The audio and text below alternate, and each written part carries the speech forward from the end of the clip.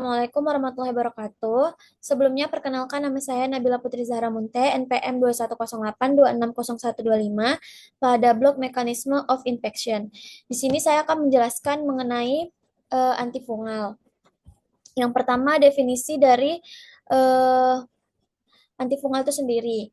Infeksi yang disebabkan oleh jamur itu disebut mikosis. Dan infeksi jamur itu dia umumnya itu terbagi dua, yaitu infeksi jamur sistemik dan juga topikal. Untuk obat dari sistemik dan topikal ini berbeda.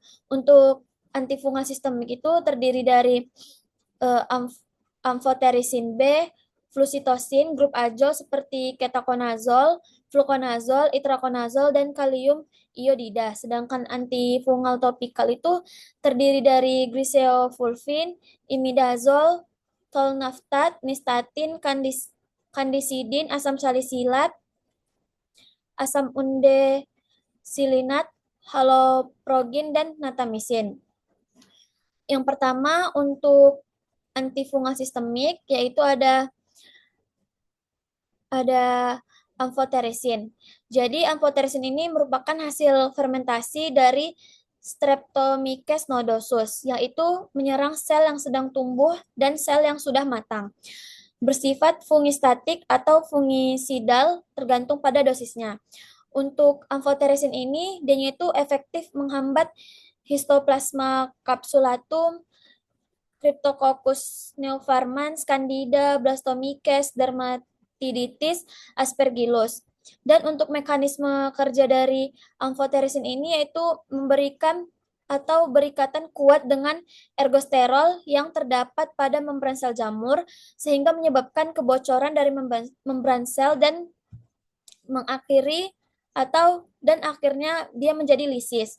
Selanjutnya untuk farmakokinetik dari amphotericin ini yaitu dia sangat sedikit diserap melalui saluran cerna, diberikan secara intravena dan dia berdistribusi ke cairan pleura, peritoneal, sinovial dan aukosa, cairan amnion dan ekresi melalui ginjal yang sangat lambat.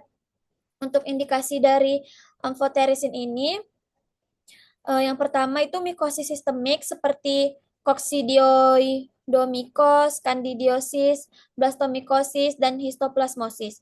Untuk efek samping dari obat ini tuh bisa menyebabkan demam, menggigil, gangguan ginjal, hipotensi, anemia karena efek neurologi, dan juga bisa mengakibatkan tromboflebitis. Selanjutnya, untuk obat ini penderita yang mengonsumsi obat ini harus dirawat di rumah sakit karena obat ini diperlukan pengamatan yang ketat selama pemberian obat ini atau obat amphotericin.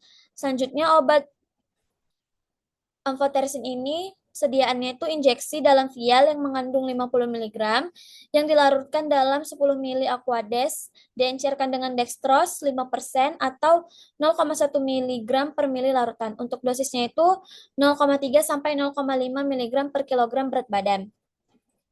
Selanjutnya itu ada obat flusitosin, yaitu spektrum anti jamur sempit, yang mana dia ini efektif untuk Cryptococcus, aspergillosis, candidiosis, dan untuk mekanisme dari flutosin ini dia itu masuk ke dalam sel jamur dengan bantuan sitosin deaminase dan dalam sitoplasma akan bergabung dengan RNA setelah mengalami adanya deaminasi menjadi 5 fluororasil sintesis protein sel jamur yang akan mengakibatkan terganggu dan penghambatan langsung sintesis DNA oleh metabolit.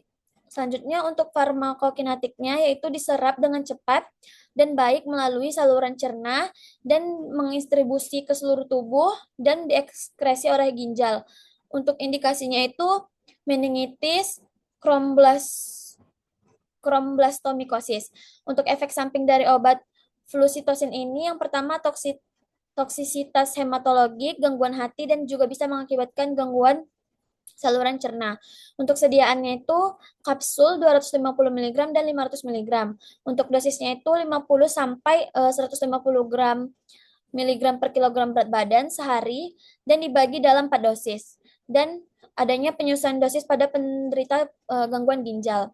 Selanjutnya obat ketoconazole yaitu efektif terhadap Candida, Cryptococcus, Aspergillus. Dan untuk mekanisme kerjanya ini dianya berinteraksi dengan enzim langsung dan menghambat demitilasi lanosterol menjadi ergosterol yang penting untuk membran jamur. Untuk farmakokinetiknya itu dia diserap baik oleh saluran cerna, distribusi urin, lemak, air ludah, kulit, tendon, cairan sinovial, ekskresi dan mengekskresi melalui empedu dan sebagian kecilnya itu mengekskresi ke urin.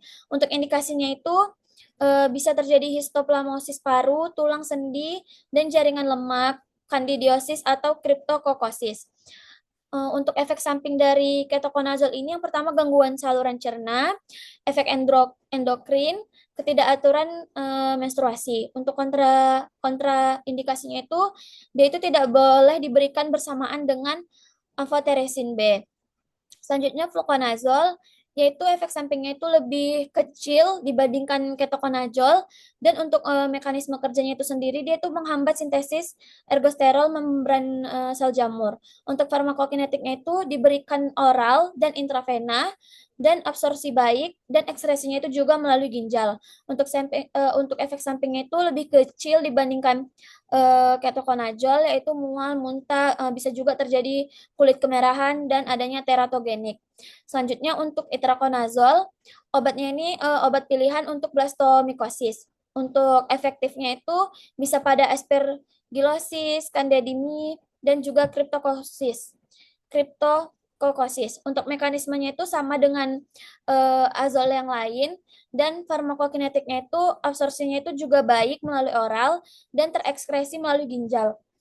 Untuk efek samping dari itraconazole ini yang pertama ada mual, muntah, kulit kemerahan, bisa juga edem, hipertensi, dan sakit kepala. Selanjutnya saya akan menjelaskan antifungal topikal. Yang pertama ada Griseofulvin, yaitu jamur yang menyebabkan infeksi jamur superficial yang disebut dermatofit. Untuk mekanisme dari obat ini sendiri ialah obat ini itu akan masuk ke dalam sel jamur dan berinteraksi dengan mikrotubulus dalam jamur dan merusak serat mitotik dan menghambat mitosis. Untuk farmakokinetik dari obat ini sendiri yaitu absorpsinya itu baik bila diberikan dengan bersamaan dengan makanan berlemak tinggi, distribusi baik jaringan yang terkena infeksi, dan juga dia akan mengekskresi melalui ginjal.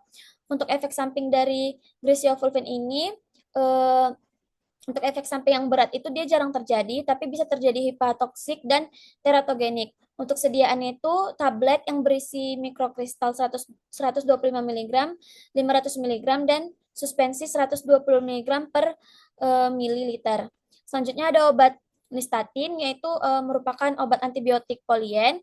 Untuk mekanisme kerjanya itu sendiri, dia itu berikatan dengan ergosterol pada membran jamur, dan untuk permeabilitasnya itu meningkat dan mengakibatkan sel jamur mati. Untuk indikasinya itu untuk kandidiasis kulit, selaput lendir, dan saluran cerna. Untuk efek samping dari obat ini tuh jarang ditemukan, namun bisa ditemukan diare ringan, mual, ataupun muntah. Selanjutnya ada obat miconazole dan obat topikal lain seperti clotrimazole, econazole yang dia itu aktif secara topikal namun jarang digunakan untuk parenteral. Untuk efek sampingnya itu nanti dia akan merasakan iritasi atau rasa terbakar. Untuk mekanisme kerja dari obat ini itu adalah spektrum dan berdistribusi sama dengan ketoconazole. Untuk sediaannya itu untuk miconazole itu krim 2%, gel 2%, dan clotrimazole itu krim 1%. Mungkin hanya itu yang bisa saya sampaikan. Ini referensi yang saya gunakan. Jika ada kesalahan dan kekurangan, saya memohon maaf. Saya akhiri. Assalamualaikum warahmatullahi wabarakatuh.